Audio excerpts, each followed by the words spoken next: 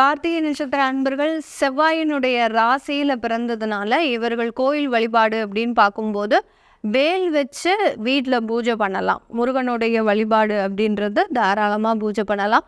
அப்படி முடியாதவர்கள், எங்களுக்கு வேல் வச்சுக்கவே பயமாக இருக்குது அப்படின்னு நினைக்கக்கூடியவர்கள் தாராளமாக வீட்டில் பார்த்திங்கன்னா ஒரு முருகனுடைய படத்தை வச்சு வழிபாடு பண்ணலாம். கோயில் பரிகாரம் அப்படின்னு போகும்போது இவர்கள் அந்த பழனி மலை முருகன் கோயிலுக்கு தாராளமாக போகலாம். சுவாமி மலை முருகன் கோயிலுக்கும் போகலாம். இந்த சுவாமி மலை முருகன் கோயிலுக்கு போகும்போது இவர்களுக்கு அதிகப்படியான ஒரு நல்ல நல்ல விஷயங்கள் மட்டும்தான் இவர்களினுடைய வாழ்க்கையில் வருமே ஒழிய கெட்ட விஷயங்கள் அவாய்ட் பண்ணி போகிறதுக்கு உண்டான ஒரு அமைப்புகள் இருக்குது இந்த கார்த்திகை நட்சத்திர அன்பர்களுக்கு.